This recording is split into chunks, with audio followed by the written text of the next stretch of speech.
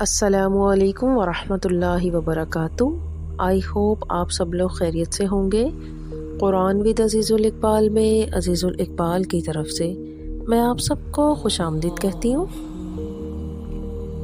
دنیا میں آج تک اس سے زیادہ بیوقوف شخص نہیں دیکھا۔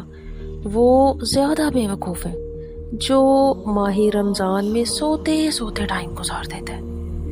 وہ زیادہ بے وقوف انسان ہے جو ماہ رمضان کے ایک ایک سیکنڈ کو ضائع کر رہا ہے، ایک ایک منٹ کو ضائع کر رہا ہے۔ آپ کو پتہ ہے کہ انسان قیامت کے دن جس چیز کو پچھتائے گا وہ کیا ہوگی؟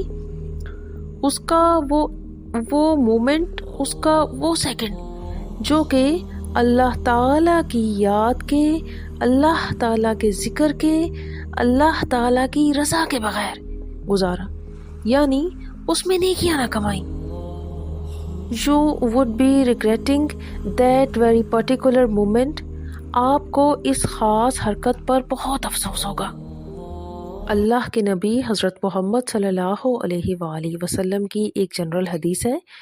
حضرت ابو ہریرہ رضی اللہ عنہ سے روایت ہے کہ نبی اکرم صلی اللہ علیہ وآلہ وسلم نے فرمایا، قیامت کے دن انسان اس بات پر پشیمان ہوگا کہ اس نے دنیا میں جو وقت گزارا وہ ضائع کیا، اور وہ کہے گا کہ اے اللہ مجھے ایک اور موقع دے تاکہ میں اس وقت کو نیک عمل میں گزار سکوں۔